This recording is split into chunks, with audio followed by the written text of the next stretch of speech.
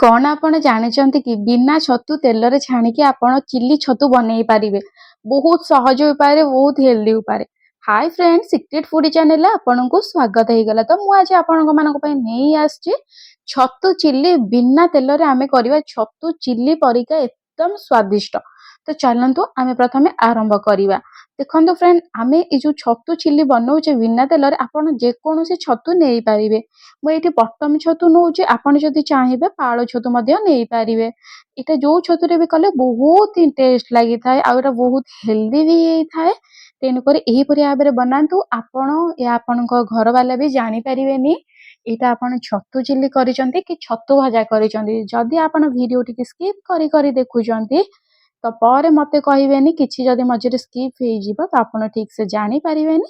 तो बिना स्किप करके देखिला आपण ठीक ऊपर बहुत बढ़िया टिप्स सहित देदेवे। मुझे आपको ये टिप्स भी देदेवी बहुत सारा। तो प्लीज देखिकी रुहतु। आ जब भल लगुच तो प्लीज गोटे लाइक करूँ। तो देखो फ्रेंड, ये मुझे छतुरा नहीं बहुत बढ़िया भाव धोई देती। जदि आप बटम छतु नौकरी यहीपरिका तो या पतला पतला करके सरू सरू पीस कर काटियो। देखो मुझे बहुत पतला पतला बहुत छोट छोट पीस करके मुझे नौची। तो एबे आपको कौन करी यहीपरि भाव पतला पतला छोट छोट पीस कर दिंतु, जेमिति कि आमर ये छतुटा पूरा सरू सरू हेले खाइबार टेस्ट अलग लगिवो। आपण भूली जिवे कि आपण चिल्ली छतु खाउछंती कि छतु भजा खाउछंती। तो एहीपरिया देखंतु सबतक छतु आपण काटी देबे। तो मु काटी देकी साइड रे रखि देइछि। एबे मु नै जाउछि गोटे कड़ाई रे तेल। फ्रेंड, आपण सोरिष तेल किंबा रिफाइन तेल जहा अछि आपण पाखरे आपण यूज करि पारिबे। एठी देखंतु कटाई रखिथिबा टिके मु अदा आ रसुण पके देइछि। सबतक टिके फुटी गलानी, ता बास्ना भी छाड़ी आसलानी। तापर आम ये पकईदे गोटे कटा ही रखि पिज। ये देखो पिजटा को बहुत पतला पतला करके काटिजी। यहीपरि भाव में आपको पतला पतला करके काटिदबार अच्छी, जोटा कि आम चिल्ली पूरा बहुत टेस्ट लगे, बहुत यूनिक लगे छतुटी। देखो टिके जस्ट गोल्डन ब्राउन है आमर छतु ये देदेवे। टोटाली पिज को ब्राउन कलर करेंगे, टिके जस्ट पिज सिझी जाइए छतु देदेवे। स्वाद अनुसार फ्रेंड ये आप लुण देदेवे। आपण क्वांटिटी हिसाब से आपड़ ये लुण देवे, बढ़ई पारे कमे पारे। जब आप अधिक कर अधिक लुण देवे, जदि मो परिया कर तो से लुण देवे। देखो फ्रेंड, ये मुझे लंका गुंड देदेई।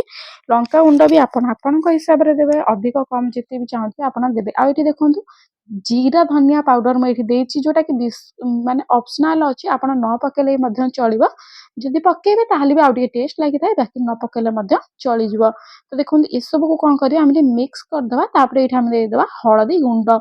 हळदी गुंड देखो फ्रेंड, आम ये दौचे कलरटा टिके आसियो बहुत बढ़िया। आउ खाइबार बास्नाटा अलग प्रकार थे, बहुत बढ़िया बास्ना आए। तेणुक आम ये हल्दी गुंड देदेवा। 10 मिनट पर्यंत टिके मिक्स करदवा। मिक्स कर दे सॉरी 10 मिनट पर्यंत आम घोड़े रखीदवा। मिनिमम 5 ରୁ 10 मिनट, बेसी ना। लो फ्लेम रे मात्र 5 मिनट भी आपड़ ये रखिपारे, जोटा कि घोड़े रखिले मीडियम फ्लेम रे बहुत जल्दी सीझी जाए। तो आपड़ 5 मिनट खंडे रखिए, मझिरे मझिरे टिके घोड़े देवे। जब सीझी नथिबो तो ताले आउ 5-6 मिनट रखिदेवे। तो ये देखो फ्रेंड, मुझे दे देइछि कटा ही रखिथिबा टमाटो।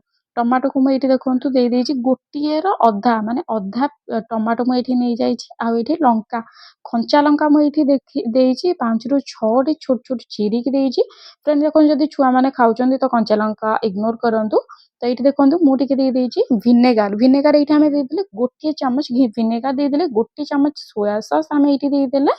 आईटी आम देदेले चिल्ली सॉस गोटे चामच देदेले। आप जब अधिक करुँच तो क्वांटिटी बढ़ेबे, मैं आरंभ रू कही।